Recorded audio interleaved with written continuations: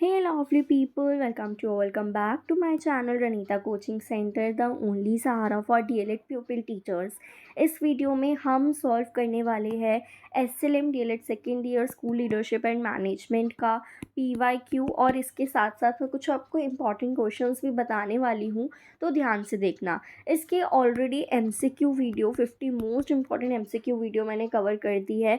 अगर वो देख लोगे तो आपके 20 मार्क्स पक्के हैं। मैं डिस्क्रिप्शन में लिंक डाल दूँगी, वहाँ जाके आप देख सकते हैं।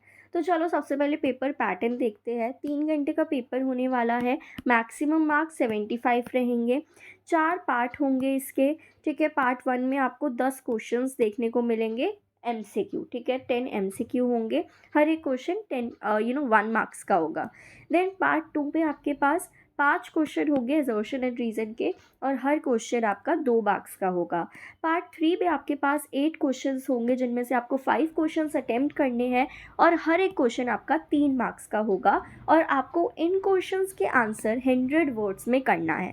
ओके, देन पार्ट 4 में आपके पास अगेन 8 क्वेश्चंस होंगे, जिनमें से आपको 5 क्वेश्चन अटेम्प्ट करने हैं और हर एक क्वेश्चन 8 मार्क्स का होगा। इनका आंसर आपको 300 वर्ड्स में करना होगा। तो चलो शुरू करते हैं बिना किसी देरी के। पार्ट 1 में हमारे पास फर्स्ट क्वेश्चन आ जाता है, विच of the following best describes an institution. इनमें से कौन सा इंस्टीट्यूशन को बहुत अच्छे से डिस्क्राइब कर रहा है। तो आपको देखना है इंस्टीट्यूशन में, देखो जो पॉजिटिव होगा वो आपको, जो सबसे ज़्यादा पॉजिटिव आपको दिख रहा है वो हमें करेक्ट करना है। ठीक है, सबसे पहले और स्पेसिफिक बिल्डिंग और प्लेस ऑफ गैदरिंग, तो ये तो एक तरीके से नेगेटिव हो गया कि यहाँ सिर्फ हम मिल रहे हैं क्या, तो ये हट गया। उसके बाद a type of business organisation for profit, तो ये क्या एक बिजनेस है कि सिर्फ प्रॉफिट के लिए हम ये कर रहे हैं, तो ये भी नेगेटिव हो गया। उसके बाद है a group of people living together in a shared place space, कि एक शेयर्ड स्पेस में लोग रह रहे हैं, तो ये भी एक तरीके से इनकरेक्ट हो गया। तो यहाँ पर बी ऑप्शन करेक्ट हो जाएगा। तो इंस्टीट्यूशन क्या है, सेट होता है इस्टेब्लिश रूल्स का, प्रैक्टिसेस का, नॉर्म्स का, जो गाइड करता है बिहेवियर को in society. So option B यहाँ पर करेक्ट हो जाएगा। नेक्स्ट आता है हिंदी वाले बच्चों के लिए, आप देख सकते हो बेटा। नेक्स्ट आता है question 2, what is the primary objective of SIEMAT. तो प्राइमरी ऑब्जेक्टिव इनका क्या होता है। सबसे पहले है फाइनेंशियल एड्स बच्चों को प्रोवाइड करना है। दूसरा है एजुकेशनल मैनेजमेंट को इम्प्रूव करना है। तीसरा है स्पोर्ट्स को प्रमोट करना है स्कूल में। और फोर्थ है न्यू स्कूल्स इस्टेब्लिश करना। तो ये चारों ही पॉजिटिव है, तो आपको मेनली इसका रोल बताना है, प्राइमरी ऑब्जेक्टिव बताना है। तो यहाँ पर ऑप्शन बी करेक्ट हो जाएगा। इनका प्राइमरी ऑब्जेक्टिव है एजुकेशनल मैनेजमेंट को इम्प्रूव करना और ट्रेनिंग को in the state. Next question is question number 3, which of the following is considered as a common time waster in the workplace. Workplace में common time waster क्या होता है। तो इसमें क्या है, टाइम वेस्टर क्या है, एक तरीके से, एक सेकेंड, टाइम वेस्टर क्या होता है, टाइम वेस्टर आपका नेगेटिव है। तो हमें यहाँ आंसर जो होगा वो भी नेगेटिव ही होगा। सबसे पहले सेटिंग क्लियर गोल्स, तो ये तो पॉजिटिव हो गया, तो ये खराब हो गया। प्रायोरिटाइजिंग टास्क, ये भी हम अपने टास्क को प्रायोरिटाइज करें, तो ये भी पॉजिटिव पॉइंट है, तो ये भी नहीं होगा। शेड्यूल ब्रेक्स लेना, ये भी पॉजिटिव है। बी ऑप्शन क्या है कि कॉन्स्टेंटली सोशल मीडिया चेक करना, तो ये क्या है, एक तरीके से टाइम वेस्टर है। सो ऑप्शन बी यहाँ पर करेक्ट हो जाएगा। Next question number 4, which action is most likely to violate professional ethical standards in a workspace। तो violate बोला है, यानी कि ये क्या है, इसमें भी नेगेटिव जो होगा वो आंसर होगा आपका। सबसे पहले है रिपोर्ट करना unethical behaviour of a colleague to a supervisor, तो ये तो सही है। ठीक है, तो ये पॉजिटिव है, तो इनकरेक्ट हो जाएगा। उसके बाद है ऑफर करना constructive feedback to a colleague, ये भी आपका पॉजिटिव है। उसके बाद एडवाइस लेना मेंटोर से फॉर करियर डेवलपमेंट, ये भी पॉजिटिव है। तो ऑप्शन बी यहाँ पर करेक्ट हो जाएगा, जो बोल रहा है कि हमें क्लाइंट से गिफ्ट लेना जो इन्फ्लुएंस करे हमारी प्रोफेशनल जजमेंट को, तो ये क्या है, एक वायलेट हो रहा है प्रोफेशनल एथिक का, और ये नेगेटिव पॉइंट है। सो ऑप्शन बी यहाँ पर करेक्ट हो जाएगा। Next question is, how can you effectively manage an inclusive classroom with students of different abilities and background। तो अलग अलग एबिलिटी और बैकग्राउंड के बच्चे हैं, तो इंक्लूसिव क्लासरूम को हम कैसे मैनेज करेंगे? सबसे पहले है ignoring the differences among students के बीच में जो डिफरेंस है, ठीक है, जो डिफरेंसेस होते हैं उनको हम इग्नोर करेंगे। दूसरा कह रहा है ट्रीट करेंगे सारे स्टूडेंट्स को same regardless of their ability and background. तो क्या हमें सारे बच्चों को हम क्या कर रहे हैं? ट्रीट कर रहे हैं सारे बच्चों को सेम। तीसरा बोल रहे हैं हम इम्प्लीमेंट कर रहे हैं डिफरेंशिएटेड इंस्ट्रक्शन को और एकोमोडेशन प्रोवाइड कर रहे हैं to meet the needs of the student. अब देखो क्या बोला है, इफ़ेक्टिवली मैनेज कैसे करेंगे? तो इसमें जो पॉजिटिव पॉइंट होगा हम उसको करेक्ट करेंगे। और फोर्थ है कि हम एक्स्ट्रा अटेंशन प्रोवाइड करेंगे सिर्फ उन बच्चों को जो डिसेबिलिटीज़ के साथ हैं। तो यहाँ पर देखो ये आपका क्या हो गया, ये नेगेटिव हो गया कि हम इग्नोर कर रहे हैं बच्चों के डिफरेंसेस को। दूसरा क्या है कि हर बच्चे को हम सेम ट्रीट कर रहे हैं, बट ऐसा नहीं कर सकते हम, ठीक है, तो ये भी क्या है, एक तरह से नेगेटिव हो गया। थर्ड बोल रहा है इम्प्लीमेंटिंग डिफरेंशिएट इंस्ट्रक्शन। तो ये क्या है, ये सही है कि हमें क्या है अपने टीचिंग एड्स को उस अकॉर्डिंग रखना है कि वो हर बच्चे को समझ में आए और सबके लिए अलग अलग इंस्ट्रक्शंस का यूज़ करना है, बिकॉज हर एक बच्चा सेम नहीं होता। तो यहाँ पर ऑप्शन सी करेक्ट हो जाएगा। Okay, next question number 6, why is discipline important in a learning environment? Discipline क्यों इम्पॉर्टेंट है एक लर्निंग एनवायरनमेंट में? अब ये डिसिप्लिन है तो ये क्या है, डिसिप्लिन तो पॉजिटिव होता है, तो पॉजिटिव पॉइंट निकालेंगे। ये बच्चों को अलाउ करता है कि वो कुछ भी करे किसी भी टाइम पर, तो ये तो ऐसा नहीं होता है, तो ये इनकरेक्ट हो गया। ये मेंटेन करता है स्ट्रक्चर्ड और फोकस्ड एटमॉस्फेयर को, बिल्कुल सही है, डिसिप्लिन मेंटेन करके रखता है। ये इंकरेज करता है बच्चों को कि वो इंस्ट्रक्शंस इग्नोर करे, गलत। ये प्रोवाइड करता है बच्चे को अनलिमिटेड टाइम फॉर ब्रेक्स, तो ये भी गलत। सो ऑप्शन बी यहाँ पर करेक्ट हो जाएगा। Next question number 7, what is the primary goal of transformational leadership? Transformational leadership का प्राइमरी गोल क्या होता है?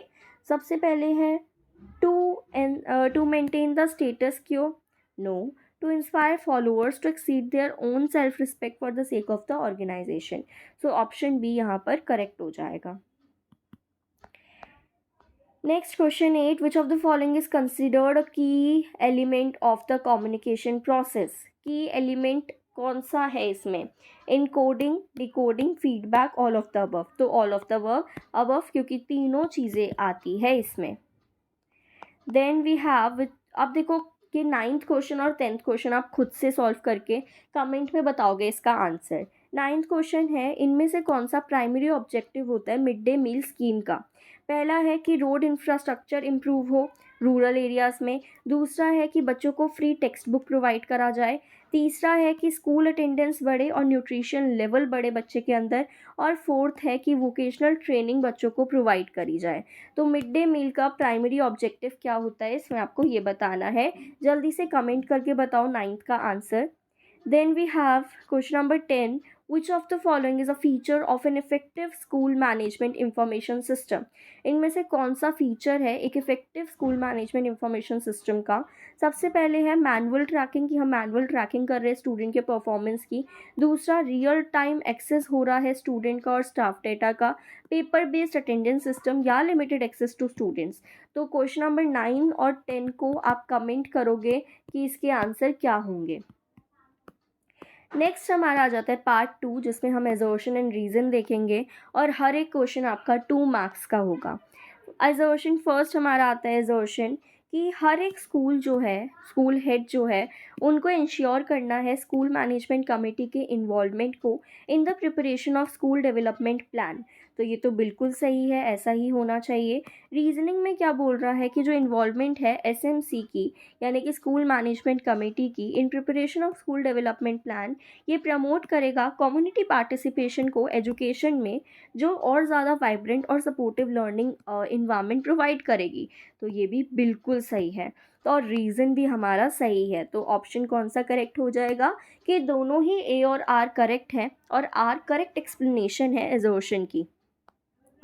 नेक्स्ट इज क्वेश्चन नंबर 12, जिसमें बोल रहा है कि a rigid management can survive for a long time. एक रिजिड यानी कि जिसमें हम कुछ चेंजेस नहीं कर सकते, वो लॉन्ग टाइम के लिए क्या सर्वाइव कर सकती है? तो ये तो गलत हो गया, नहीं कर सकती है। एक फ्लेक्सिबल मैनेजमेंट होनी चाहिए। रीजनिंग में बोल रहा है कि मैनेजमेंट जो है वो डायनेमिक नहीं होती and adapting itself to the changing environment, उसको हम ग्रेजुअली करते हैं। तो ये तो सही है, तो हमारा ए इनकरेक्ट है बट आर करेक्ट है, सो ऑप्शन सी करेक्ट हो जाएगा। नेक्स्ट क्वेश्चन नंबर 13, एजर्शन में बोल रहा है कि टाइम मैनेजमेंट हेल्प करता है, helps one increase the time in their day. तो ऐसा होता है क्या? अगर टाइम मैनेजमेंट करे तो एक इंसान का टाइम बढ़ जाएगा क्या? बिल्कुल भी नहीं, तो ये इनकरेक्ट हो गया। रीजनिंग में बोल रहा है कि time management is not about creating more time but rather about making the best use of the time we have.